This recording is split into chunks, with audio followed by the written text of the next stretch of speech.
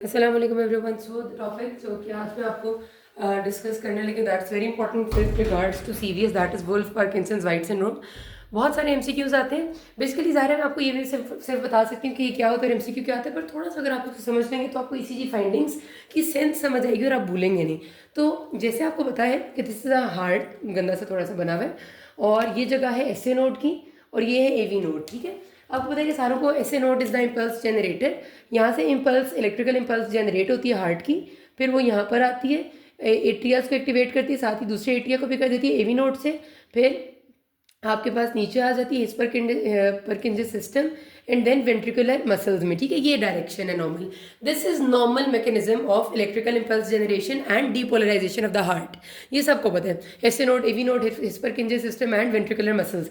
अगर इसमें एक नया रास्ता बन जाए, एक एक्सेसरी पाथवे बन जाए, और बजाय ये कि इम्पल्स सीधी सीधी यहाँ से यहाँ पर आकर वेंट्रिकल्स को डीपोलराइज करे, बल्कि बीच में इम्पल्स यहाँ से चुप करके निकल जाए और इधर से दोबारा आके यहाँ पर ज्वाइन करे।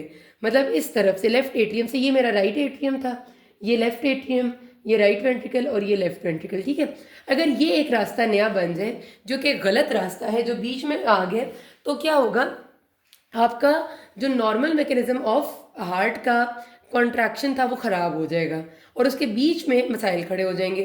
किस तरह से ख़राब होगा कि एट्रिया से दोबारा एट्रिया की तरफ जाएगा और फिर वेंट्रिकल में एक नए रास्ते से इम्पल्स आएगी, तो उसको हम कहेंगे atrio ventricular re entry tachycardia. ठीक है, कि ये जो एवी नोड था, इसके अंदर से दोबारा से एक रास्ता बन के एट्रिया तक आया और फिर नीचे दोबारा गया, तो एवी नोड को एट्रियो वेंट्रिकुलर कहेंगे, री एंट्री हुई और टेकिकार्डिया। ठीक है, तो AV R T, atrio ventricular re entry tachycardia अगर आ जाए और ये कंजेनिटल रास्ता बना हुआ हो, ये बाद में नहीं बना, किसने बनाया इस रास्ते को, ये हमने नहीं बनाया।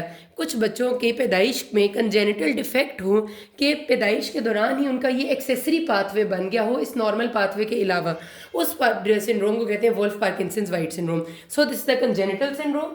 सबसे पहली बात ये कंजेनिटल है, जिसमें ये कंजेनिटल, इसकी पैथोफिजियोलॉजी में क्या है कि atrio ventricular re entry pathway बना होता है, जिसकी वजह से नॉर्मल कंडक्शन का मैकेनिज्म या नॉर्मल जो पाथवे ऑफ इम्पल्स कंडक्शन है वो नॉर्मल से हट के हो जाता है, ख़राब हो जाता है। ठीक है, पेशेंट प्रेजेंट कैसे करेगा, पेशेंट आपके पास आएगा यंग एज, मिडिल एज में आकर प्रेजेंट करते हैं। बच्चों में कम ही नज़र आता है, बच्चों में थोड़ा सा एक्स्ट्रा बीट हो भी हो, कई दफ़ा ऐसा होता है कि ये पाथवे बना होता है पर ये एक्टिव नहीं होता बचपन में, मतलब पाथवे कंजेनिटली बना था लेकिन एक्टिव नहीं हुआ था। एक्टिव तब हुआ जब आप बड़े हुए, जब आपने एक्सर्शन की, जब आपने एक्सरसाइज की, तब वो इम्पल्स वहाँ से जाने लगी। कुछ लोगों में यंग एज में एक्टिव हो जाता है और नज़र आ जाता है। ठीक है, तो पाथवे होता कंजेनिटली है वुल्फ पार्किंसंस में। क्लिनिकल फीचर्स में आते हैं कि पेशेंट प्रेजेंट करे पैल्पिटेशंस के साथ, एप्रीहेंशंस के साथ और डिस्निया के साथ आफ्टर एक्सर्शन। ठीक है, ये इसके क्लिनिकल फीचर्स हैं। सबसे इंपॉर्टेंट है पैल्पिटेशंस, लेकिन इसके बेस पे आप डायग्नोसिस नहीं बना सकते क्योंकि पैल्पिटेशंस तो हर चीज़ में होती है जो हार्ट से रिलेटेड है। एमआई में पैल्पिटेशंस होती हैं, एट्रियल फिब्रिलेशन में पैल्पिटेशंस होती हैं, एट्रियल फ्लटर में पैल्पिटेशन होती है, एसवीटी में पैल्पिटेशन होती है। तो आप इसकी बेस पे डायग्नोसिस नहीं बना सकते। डायग्नोसिस बनता है ईसीजी फाइंडिंग्स। कंजेनिटल पाथवे है, ईसीजी फाइंडिंग्स है, ईसीजी फाइंडिंग नहीं भूलनी।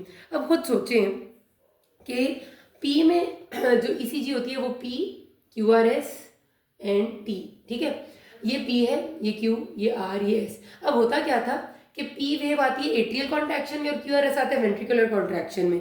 अब एट्रिया और वेंट्रिकल के कॉन्ट्रैक्शन के दरमियान में एक एक्स्ट्रा रास्ता बन गया। ठीक है, ये एक्स्ट्रा रास्ता बनने की वजह से क्या हुआ है कि दोबारा इम्पल्स पीछे जा रही है। तो ये जो हमारे पास कॉन्ट्रैक्शन है यहाँ से यहाँ तक वाली, इसमें मसला आएगा। ठीक है, पीआर इंटरवल में मसला आएगा, पीआर इंटरवल शॉर्ट हो जाता है। उसके साथ साथ दूसरा मसला आता है क्यूआरएस में, क्योंकि क्यूआरएस में भी इम्पल्स जो जा रही है उससे पहले री एंट्री होके जा रही है। तो क्यूआरएस जो आपका ये ड्यूरेशन है इसकी प्रोलॉन्ग क्यूआरएस इंटरवल हो जाता है, इंटरवल प्रोलॉन्ग। ठीक है, और एक उसके बाद वेव आती है, मतलब अब स्ट्रोक जो इसकी क्यूआरएस की है ना ये खराब हो जाती है, ऐसे बड़ी सी गंदी सी पीक बनती है, प्यारी सी नहीं बनती, और साथ एक डेल्टा वेव आ जाती है। ठीक है, तो जहाँ भी आपको डेल्टा वेव का नाम है वहाँ आपने वुल्फ पार्किंसंस वाइट सिंड्रोम के बारे में सोचना। That's it.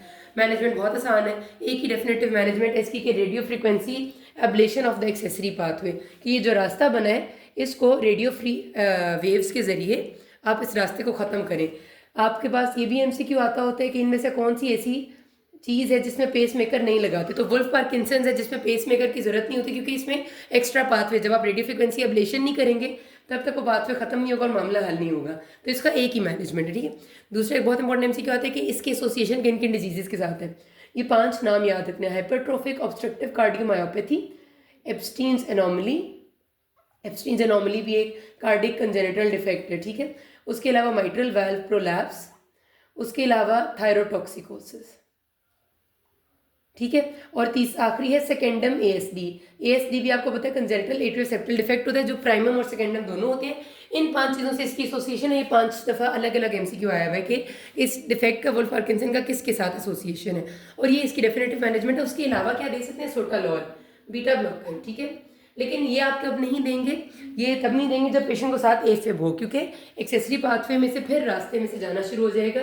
तो एफिब हुआ तो सोटालॉल नहीं देनी। वैसे इस तरह का एमसीक्यू नहीं आया। तो यहाँ पर बात खत्म करते हैं। किसी कोई मसला हो कि ना, थैंक यू।